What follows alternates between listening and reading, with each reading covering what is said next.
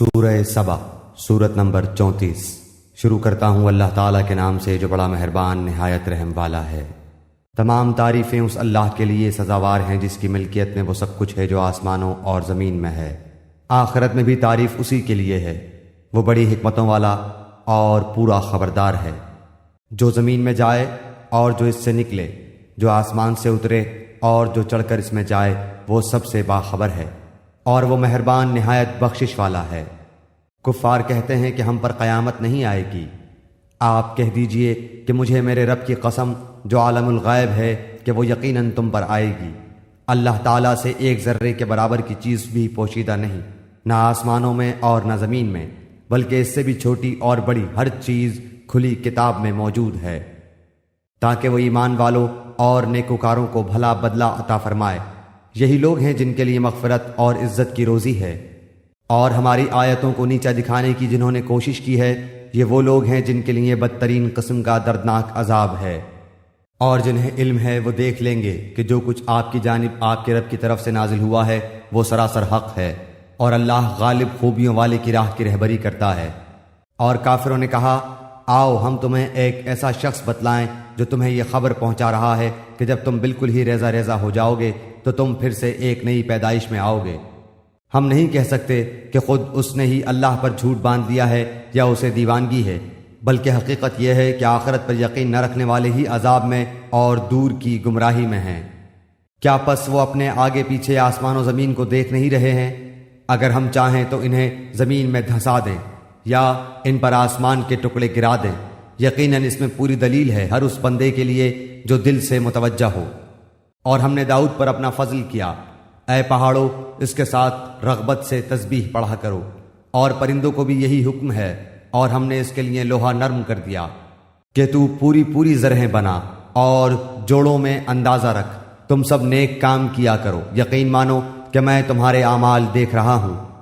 اور ہم نے سلیمان کے لیے ہوا کو مسخر کر دیا کہ صبح کی منزل اس کی مہینہ بھر کی ہوتی تھی اور شام کی منزل بھی، اور ہم نے ان کے لیے تانبے کا چشمہ بہا دیا، اور اس کے رب کے حکم سے بعض جنات اس کی ماتحتی میں اس کے سامنے کام کرتے تھے، اور ان میں سے جو بھی ہمارے حکم سے سرتابی کرے ہم اسے بھڑکتی ہوئی آگ کے عذاب کا مزہ چکھائیں گے۔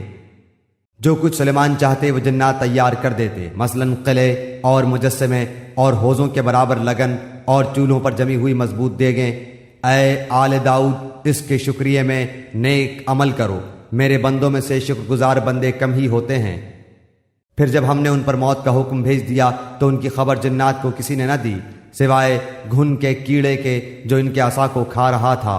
بس جب سلیمان گر پڑے اس وقت جنہوں نے جان لیا کہ اگر وہ غیب دان ہوتے تو اس ذلت کے عذاب میں مبتلا نہ رہتے۔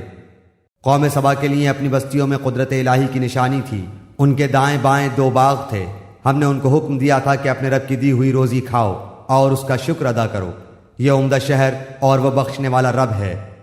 لیکن انہوں نے روگردانی کی تو ہم نے ان پر زور کے سیلاب کا پانی بھیج دیا، اور ہم نے ان کے ہرے بھرے باغوں کے بدلے 2 ایسے باغ دیے جو بدمزہ میووں والے اور بکثرت جھاؤ اور کچھ بیری کے درختوں والے تھے۔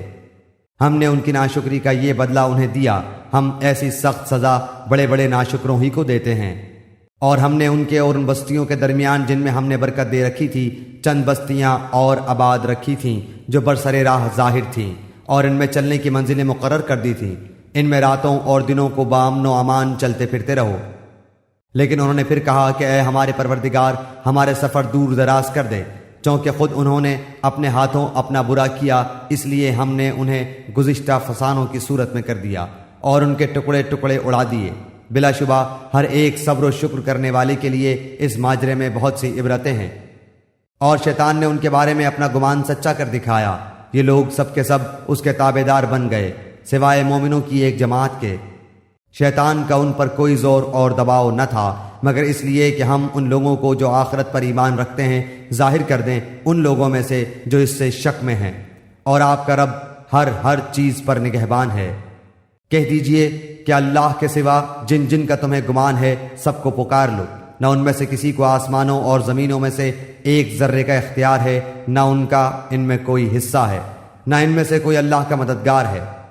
شفاعت سفارش بھی اس کے پاس کچھ نفع نہیں دیتی بجز ان کے جن کے لیے اجازت ہو جائے۔ یہاں تک کہ جب ان کے دلوں سے گھبراہٹ دور کر دی جاتی ہے تو پوچھتے ہیں تمہارے پروردگار نے کیا فرمایا؟ جواب دیتے ہیں کہ حق فرمایا، اور وہ بلند و بالا اور بہت بڑا ہے۔ پوچھئے کہ تمہیں آسمانوں اور زمین سے روزی کون پہنچاتا ہے؟ خود جواب دیجئے کہ اللہ تعالیٰ۔ سنو، ہم یا تم یا تو یقیناً ہدایت پر ہیں یا کھلی گمراہی میں ہیں۔ کہہ دیجئے کہ ہمارے کیے ہوئے گناہوں کی بابت تم سے کوئی سوال نہ کیا جائے گا، نہ تمہارے اعمال کی باز پرس ہم سے کی جائے گی۔ انہیں خبر دے دیجئے کہ ہم سب کو ہمارا رب جمع کر کے پھر ہم میں سچے فیصلے کر دے گا، وہ فیصلے چکانے والا ہے اور دانا۔ کہہ دیجئے کہ اچھا مجھے بھی تو انہیں دکھا دو جنہیں تم اللہ کا شریک ٹھہرا کر اس کے ساتھ ملا رہے ہو۔ ایسا ہرگز نہیں، بلکہ وہی اللہ ہے غالب باحکمت۔ ہم نے آپ کو تمام لوگوں کے لیے خوشخبریاں سنانے والا اور ڈرانے والا بنا کر بھیجا ہے۔ ہاں مگر یہ صحیح ہے کہ لوگوں کی اکثریت بے علم ہے۔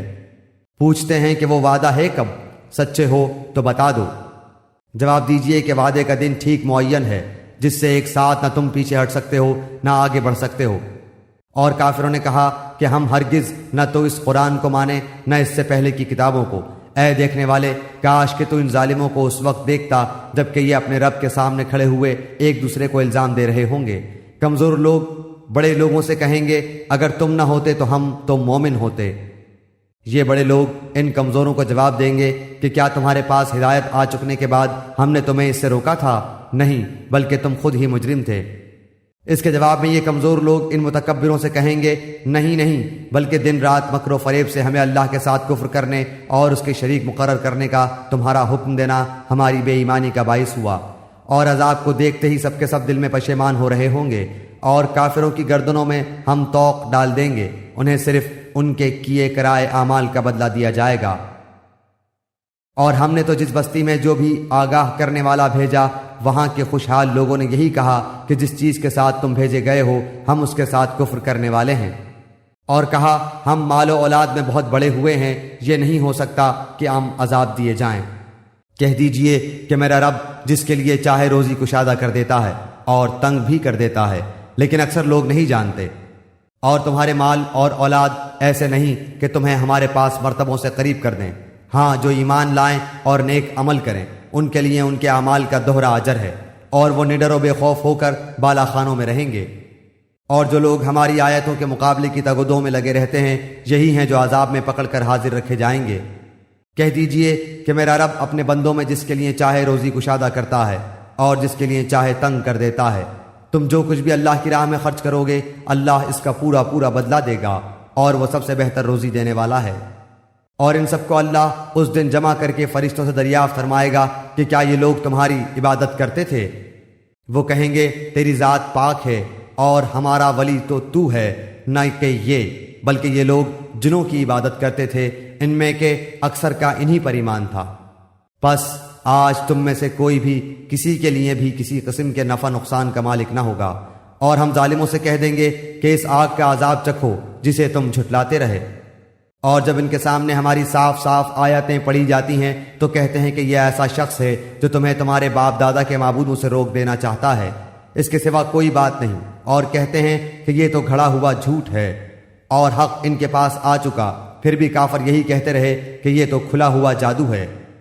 اور ان مکہ والوں کو نہ تو ہم نے کتابیں دے رکھی ہیں جنہیں یہ پڑھتے ہوں، نہ ان کے پاس آپ سے پہلے کوئی آگاہ کرنے والا آیا، اور ان سے پہلے کے لوگوں نے بھی ہماری باتوں کو جھٹلایا تھا، اور انہیں ہم نے جو دے رکھا تھا یہ تو اس کے 10ویں حصے کو بھی نہیں پہنچے، بس انہوں نے میرے رسولوں کو جھٹلایا، پھر دیکھ کہ میرا عذاب کیسا سخت تھا۔ کہہ دیجئے کہ میں تمہیں صرف ایک ہی بات کی نصیحت کرتا ہوں کہ تم اللہ کے واسطے ضد چھوڑ کر دو مل کر یا تنہا کھڑے ہو کر سوچو تو صحیح، تمہارے اس رفیق کو کوئی جنون نہیں، وہ تو تمہیں ایک بڑے سخت عذاب کے آنے سے پہلے ڈرانے والا ہے۔ کہہ دیجئے کہ جو بدلہ میں تم سے مانگوں وہ تمہارے لیے ہے، میرا بدلہ تو اللہ تعالیٰ ہی کے ذمہ ہے، وہ ہر چیز سے باخبر اور مطلع ہے۔ کہہ دیجئے کہ میرا رب حق سچی وحی نازل فرماتا ہے، ہر غیب کا جاننے والا ہے۔ کہہ دیجئے کہ حق آ چکا، باطل نہ تو پہلے کچھ کر سکا ہے اور نہ کر سکے گا۔ کہہ دیجئے کہ اگر میں بہک جاؤں تو میرے بہکنے کا وبال مجھ پر ہی ہے، اور اگر میں راہ ہدایت پر ہوں تو بسبب اس وحی کے جو میرا پروردگار مجھے کرتا ہے، وہ بڑا ہی سننے والا اور بہت ہی قریب ہے۔ اور اگر آپ وہ وقت ملاحظہ کریں جبکہ یہ کفار گھبرائے پھریں گے، پھر نکل بھاگنے کی کوئی صورت نہ ہوگی اور قریب کی جگہ سے گرفتار کر لیے جائیں گے، اس وقت کہیں گے کہ ہم اس قرآن پر ایمان لائے، لیکن اس قدر دور جگہ سے مطلوبہ چیز کیسے ہاتھ آ سکتی ہے؟ اس سے پہلے تو انہوں نے اس سے کفر کیا تھا اور دور دراز سے بن دیکھے ہی پھینکتے رہے۔ ان کی چاہتوں اور ان کے درمیان پردہ حائل کر دیا گیا، جیسے کہ اس سے پہلے بھی ان جیسوں کے ساتھ کیا گیا، وہ بھی انہی کی طرح شک و تردد میں پڑے ہوئے تھے۔